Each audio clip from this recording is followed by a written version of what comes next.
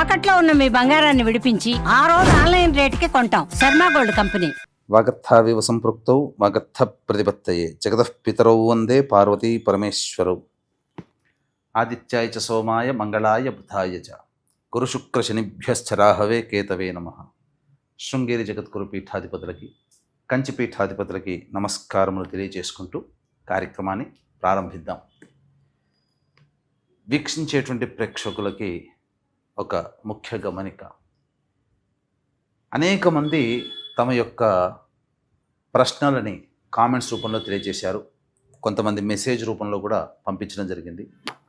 అందులో ప్రధానంగా గమనించింది ఏంటంటే, ఎలాగో జన్మించిన నక్షత్రము, ఆ నక్షత్రాన్ని బట్టి ఒక రాశి ఉంటుంది, ఆ రాశి ప్రకారము మేము చూసుకోగలుగుతున్నాం. కానీ మా పెద్దలు వాళ్ళకి డేట్ ఆఫ్ బర్త్ అనేటువంటిది తెలుసు, కానీ అలాగే ఏ సంవత్సరంలో పుట్టారో తెలియదు. మరి అటువంటి వాళ్ళు కూడా చూసుకోవాలంటే ఎలా అనేటువంటి ఒక ప్రశ్నని తీసుకురావడం జరిగింది. కాబట్టి వీళ్ళందరినీ కూడా దృష్టిలో పెట్టుకొని, ఇప్పుడు ఏ నక్షత్రము ఏ రాశి వాళ్ళైతే జన్మిస్తారో ఆ రాశి మరియు ఒక మంత్లో ఒక డేట్ నుంచి ఇంకొక డేట్ మధ్యలో పుట్టినటువంటి వాళ్ళు ఒక రాశికి చెందిన వాళ్ళుగా మనకు తెలియచేయడం జరుగుతుంది శాస్త్ర ప్రకారము.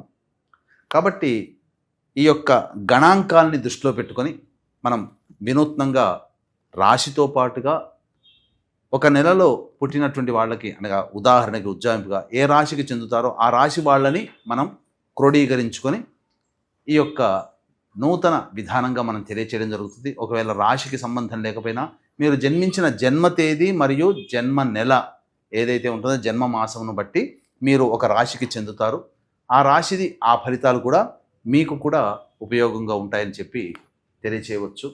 అలాగే ప్రస్తుతం గమనించుకున్నట్లయితే ఈ యొక్క ద్వాదశ రాశుల వారికి సంబంధించినటువంటి శుభ అశుభ ఫలితాలు అనేటువంటివి మీకు క్లుప్తంగా తెలియచేయడానికి ప్రయత్నం చేస్తాను. ఇక వివరాల్లోకి వెళ్ళిపోదాం. ఆగస్టు 16వ తారీఖు నుంచి 31 ఆగస్టు వరకు తులారాశి అంటే చిత్త 3, 4 పాదాలు, స్వాతి 1, 2, 3, 4 పాదాలు, విశాఖ 1, 2, 3 పాదాలలో జన్మించిన వాళ్ళు తులారాశికి జన్మించిన వాళ్ళుగా అవుతారు. అలాగే అక్టోబర్ 30 నుంచి నవంబర్ 23వ తారీఖు మధ్యలో ఎవరు జన్మించినా ఈ తులారాశిలో జన్మించినటువంటి వాళ్ళుగా మనకు శాస్త్రం చెప్పబడి ఉంటుంది. కాబట్టి ఇది సన్ జొడాక్ సైన్ ప్రకారం. కాబట్టి అక్టోబర్ 30 నుంచి నవంబర్ 23 మధ్యలో పుట్టిన చిత్త, స్వాతి, విశాఖ 3వ పాదంలో వరకు కూడా జన్మించిన తులారాశి వాళ్ళు. కాబట్టి ఈ తులారాశి వారికి 16 ఆగస్టు నుంచి 31 ఆగస్టు వరకు ఏ విధంగా ఉండబోతుందనే విషయం తెలుసుకుందాం.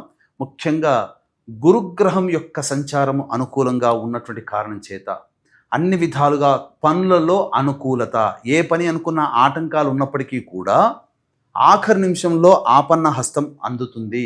తద్వారా అనుకున్నటువంటి విషయాల్లో మీరు ముందుకు సాగుతారు. ముఖ్యంగా కోర్టు సంబంధమైనటువంటి, ఆస్తి సంబంధమైనటువంటి విషయాల్లో మీదే పైచేయిగా సాధిస్తారు.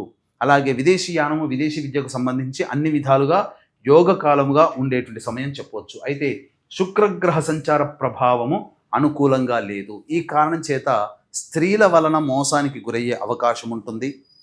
పెట్టుబడులు పెట్టేటప్పుడు 1-2 సార్లు ఆలోచన చేయండి. కుటుంబ సభ్యుల మధ్య వాగ్వివాదాలు, దంపతుల మధ్య వాగ్వివాదాలు వచ్చే అవకాశం ఉంటుంది.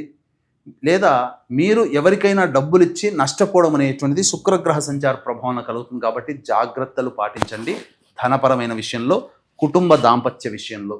ఇక చూసుకున్నట్లయితే బుధగ్రహ సంచార ప్రభావము ఇది అన్ని విధాలుగా యోగదాయకంగా ఉండబోతుంది.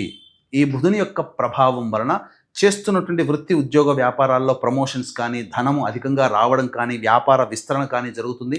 లేదా ఇన్వెస్ట్మెంట్ చేసిన వాటి యొక్క ఫలితాలు చక్కగా ఈ యొక్క 16 నుంచి 31 ఆగస్టు వరకు పొందుతారు. స్టాక్ మార్కెట్స్లో కూడా పెట్టిన పెట్టుబడికి ధన రాబడి అధికంగా ఉంటుంది అని చెప్పవచ్చు.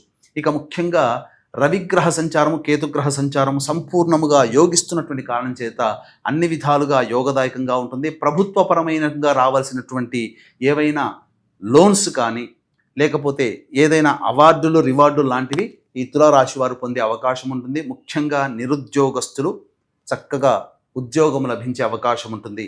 కొత్త ఈ సంస్థ పనిచేస్తున్నటువంటి సంస్థ నుంచి వేరే సంస్థకి వెళ్ళాలనుకునేటువంటి వాళ్ళకి ఇది చాలా అనుకూలమైన సమయం. వెళ్ళిన చోట చక్కగా మీ పేరు ప్రతిష్టలు పెరుగుతాయి. అనుకూలమైనటువంటి సమయంగా చెప్పవచ్చు. నిరుద్యోగస్తులు శుభవార్త వింటారు. అలాగే కుజగ్రహ సంచార ప్రభావము ప్రతిదీ కూడాను అంత ధనపరంగా అనవసరమైన ఖర్చులు పెరుగుతాయి. ధన రాబడి ఉంటుంది, అన్ని విధాలుగా బాగుంటుంది. కానీ ప్రధానంగా ఇతరుల కోసం మీరు ఖర్చు పెట్టేదే ఉంటుంది. మీకోసం మీరు ఖర్చు పెట్టరు. కుటుంబం కోసం, ఇతరుల కోసమే మీ యొక్క ధనము వృధా అవుతుంది. కాబట్టి ఆ ఖర్చు పెట్టేటప్పుడు జాగ్రత్తలు పాటించండి. ఇక రాహుగ్రహ సంచార ప్రభావము సాధారణంగా ఉండడము, అలాగే శని యొక్క ప్రభావం కూడా సాధారణంగానే ఉండడం. ఈ కారణం చేత ప్రధానంగా సంతానము వలన కొన్ని సమస్యలు వచ్చే అవకాశం ఉంటుంది. మీ ఆలోచనలే మీకు వ్యతిరేక ఫలితాలను వస్తాయి. కాబట్టి మీరు ఏదైనా నిర్ణయం తీసుకున్నప్పుడు పెద్దవాళ్ళ యొక్క సహాయ సహకారాలు తీసుకోండి. ఇక విద్యార్థులకి మంచి ప్రగతి ఉంటుంది. కోరుకున్నటువంటి విద్యా సంస్థల్లో మీకు ప్రవేశం ఉంటుంది. అలాగే నిరుద్యోగస్తులకి చక్కటి శుభ సమయం చెప్పవచ్చు. అలాగే ఉద్యోగ మార్పులు కూడా, వ్యాపార విస్తరణ కూడా అనుకూలంగా ఉండేటువంటి సమయము. ఇక వివాహానికి సంబంధించి ప్రయత్నాల్లో కొలిక్కి వస్తాయి. సంబంధ బాంధవ్యాలు చక్కగా కుదురుతాయని చెప్పవచ్చు.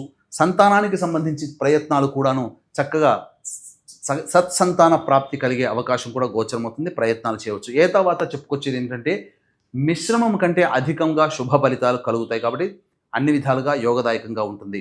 అయితే వీక్షించేటువంటి ప్రేక్షకుల్లో కూడా చాలామంది ప్రధానంగా ఎంత గొప్పగా జాతకం ఉన్నప్పటికీ కూడాను ఆ జాతకం యొక్క ఫలితాలని పొందలేకుండా ఉండడము, ఏ పని చేసినా ఆ పనులలో ఆటంకాలు ఉండడము, ఎన్ని పూజలు చేసినా ఆ దేవతా పూజల యొక్క ఫలితము పొందలేకపోవడము, అనుకున్నది ఒకటి జరిగేది ఒకటిగా ఉంటుండడము, అన్నీ నోటిదాకా వచ్చి వెనక్కి వెళ్ళిపోతున్నా, వివాహాలు కాకున్నా, సంతానం కలగకున్నా, దాంపత్యాలు బాగోలేకపోయినా, ముఖ్యంగా రుణబాధలు ఎక్కువగా అయిపోయి ధనవంతులు కావాలనే కోరిక కలగానే ఉండిపోవాల్సి వచ్చిన అటువంటి సందర్భాలలో మీ కుటుంబంలో ఖచ్చితంగా పితృదోషం ఉంటుంది.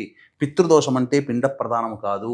తండ్రి వైపు 6 తరాలు, తల్లి వైపు 3 తరాలలో ఏవైనా దుర్మరణాలు గనక ఉన్నట్లయితే అది పితృదోషంగా చెప్పబడుతుంది. కాబట్టి ఇట్టి పితృదోష నివారణ జరిగితేనే మీరు అనుకున్నటువంటి సంకల్పాన్ని మీరు అతి త్వరలో నెరవేర్చుకోగలుగుతారు.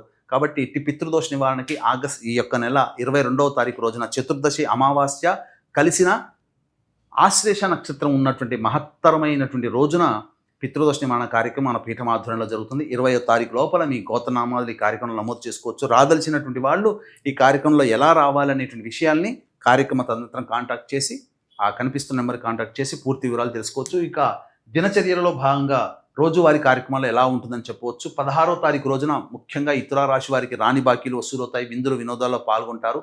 దాంపత్య సమస్యలు తీరుతాయి. అన్ని విధాలుగా ఆనందదాయకంగా ఉంటుందని చెప్పవచ్చు.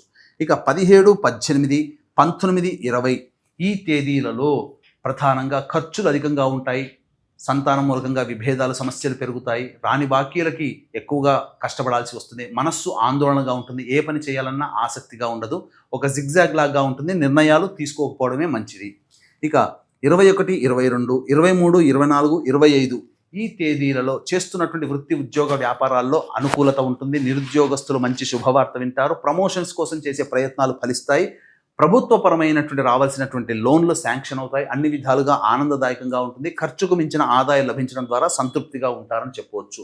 ఇక 26, 27 తేదీల్లో ఖర్చులు అధికంగా ఉంటాయి. దంపతుల మధ్య విభేదాలు వచ్చే అవకాశం ఉంటుంది. జాగ్రత్తలు పాటించండి. ఎవరితో కలిసి పనిచేస్తుంటారో వాళ్ళతో కాస్త వాగ్వివాదాలు ఉంటాయని చెప్పవచ్చు. ఇక 28, 29, 30 తేదీల్లో మీకు అనుకున్నది సాధించుకోగలుగుతారు. విందులు వినోదాల్లో పాల్గొంటారు. పాత స్నేహితులు కలుస్తారు. అలాగే సంతోషకరమైన జీవితాన్ని గడుపుతారు. ముఖ్యంగా ధనపరమైన సమస్యలు తీర్చుకుంటారు. 31వ తారీఖు రోజున మాత్రం కుటుంబ సభ్యులతో వాగ్వివాదాలు ఉంటాయి. ఖర్చులు అధికంగా ఉంటాయి. ఏ తర్వాత చెప్పొచ్చేది ఏమిటంటే సాధారణం కంటే ఎక్కువ శుభ ఫలితాలు ఈ యొక్క తులారాశిలో జన్మించినటువంటి వారికి ఉంటుంది. కాబట్టి సమస్యలు ఏవైనా గనక ఉన్నట్లయితే ఆ సమస్యల పరిష్కారం కోసం లక్ష్మీ నృసింహకరావలంబ స్తోత్ర పారాయణం రోజుకి 3 సార్లు పఠించండి. అన్నీ సమసిపోతాయి. సర్వం శ్రీ ఉమామహేశ్వర పరబ్రహ్మార్పణమస్తు.